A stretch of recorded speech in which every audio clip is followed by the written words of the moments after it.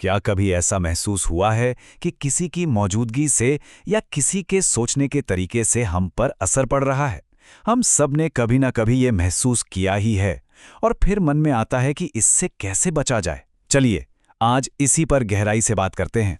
तो सबसे पहला और सबसे बड़ा सवाल तो यही आता है कि क्या वाकई किसी की बुरी नज़र हमें प्रभावित कर सकती है? ये एक ऐसा सवाल है, एक ऐसा डर है जो हमारी संस्कृति में बहुत गहराई तक बसा हुआ है।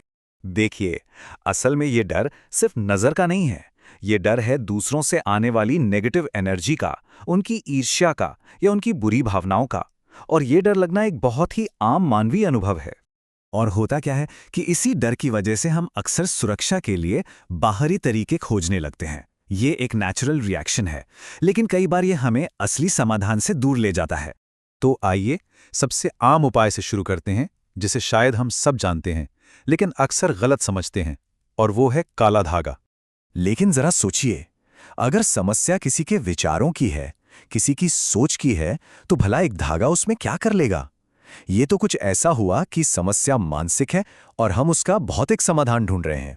अब यहां देखें, एक तरफ डर की वजह से हम काला धागा बांध लेते हैं, ये सोचकर कि ये एक दीवार की तरह हमें बचाएगा। लेकिन असलियत क्या है?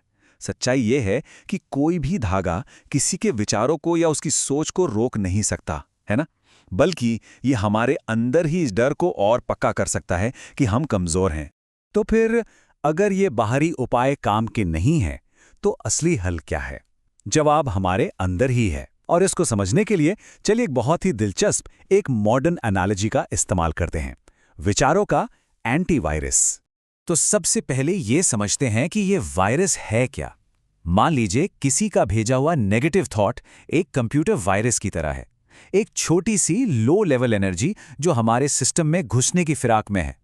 तो अगर वायरस है तो उसका एंटीवायरस भी होगा, राइट? और वो एंटीवायरस क्या है? वो है एक पॉजिटिव थॉट, एक अच्छा विचार जो हम खुद बनाते हैं जानबूझकर और उस नेगेटिव एनर्जी के जवाब में भेजते हैं। यही वो चीज है जो उस वायरस को न्यूट्रलाइज कर सकती है। अच्छा, तो अब सवाल यह है कि इस एंटीवायरस को चलाना कैसे है? बहुत सिंपल है, 3 स्टेप्स हैं। सबसे पहला, वायरस को डिटेक्ट करो, मतलब ये महसूस करो कि हाँ, कोई नेगेटिव सोच रहा है। दूसरा स्टेप, अपना एंटीवायरस तैयार करो, यानी जानबूझकर उस इंसान के लिए अपने मन में एक अच्छा विचार लाओ। और तीसरा और आखिरी स्टेप, प्रोग्राम को रन कर दो, मतलब मन ही मन उस व्यक्ति को करुणा, माफी, अच्छी भावनाएं भेजो। ठीक है, तो ये तो हो गई बात कि जब कोई अटैक हो तो क्या करना है। लेकिन इससे भी बेहतर तरीका क्या है कि हम पहले से ही इतने मजबूत हो जाएं कि किसी चीज का हम पर असर ही ना हो, यानी अपनी खुद की एनर्जी को बढ़ाना। देखिए, इसका एक सीधा सा नियम है, एनर्जी को एनर्जी ही काटती है। अगर किसी की नेगेटिव एनर्जी से बचना है तो अपनी पॉजिटिव एनर्जी का लेवल उससे कहीं ज्यादा, बहुत ज्यादा ऊपर ले जाना होगा। चलिए, इसको एक छोटे से उदाहरण से समझते हैं। सोचिए, आप सफल हुए और 100 लोग आपको देख रहे हैं। अब इन 100 में से 80 लोग तो ऐसे हैं जो आपके लिए सच में खुश हैं, 15 लोग हैं जो ठीक है, न्यूट्रल हैं या शायद तुलना कर रहे हैं, और मुश्किल से 5 लोग हैं जो जल रहे हैं या नेगेटिव सोच रहे हैं। लेकिन हमारा ध्यान कहाँ जाता है? उन्हीं 5 लोगों पर, है ना? और यहीं पर एक बहुत मजेदार सवाल खड़ा होता है। हम सब बुरी नजर की बात तो करते हैं, पर अच्छी नजर का क्या? वो जो 80 लोग हमारे लिए इतना अच्छा सोच रहे हैं, उनकी पॉजिटिव एनर्जी हमें महसूस क्यों नहीं होती? जवाब सीधा सा है, क्योंकि हमारा पूरा का पूरा फोकस, हमारी सारी अटेंशन उन चंद नेगेटिव लोगों पर अटकी हुई है। और इस चक्कर में हम अनजाने में ही उन 80 लोगों से आ रही अच्छी वाइब्स का दरवाजा खुद ही बंद कर देते हैं। अब हम बात करेंगे सुरक्षा के सबसे ऊंचे लेवल की, जिसे हम कह सकते हैं एक आध्यात्मिक सुरक्षा कवच।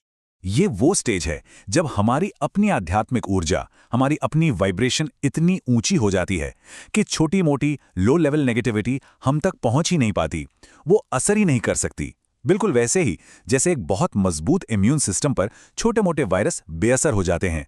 और इस बात को ये एक लाइन कितने कमाल के तरीके से समझाती है कि जिस पर ईश्वर की नजर पड़ जाए, फिर उस पर किसकी नजर लग सकती है। ये जो कनेक्शन है ना, यही अपने आप में एक नेचुरल ढाल, एक शील्ड बन जाता है। असली सुरक्षा बाहर नहीं, इसी गहरे आध्यात्मिक जुड़ाव में है। ठीक है, अब इस चर्चा को खत्म करने से पहले एक आखिरी बात पर जरूर गौर कीजिएगा। एक ऐसा विचार जो शायद पूरी तस्वीर ही बदल दे। सोचिए, जो गुस्सा हम दूसरों के लिए पैदा करते हैं वो सबसे पहले कहाँ पैदा होता है? हमारे अपने ही अंदर, है ना? तो इसका मतलब क्या हुआ? मतलब ये हुआ कि दूसरे के लिए बुरी नज़र रखने से पहले वो नज़र सबसे पहले भेजने वाले को ही लगती है। उस नेगेटिविटी का पहला शिकार हम खुद बनते हैं। तो आज का सबसे बड़ा सवाल यही है, जो भी नेगेटिविटी हम दूसरों के लिए बनाते हैं वो सबसे पहले नुकसान किससे पहुंचाती है? इस पर सोचिएगा जरूर।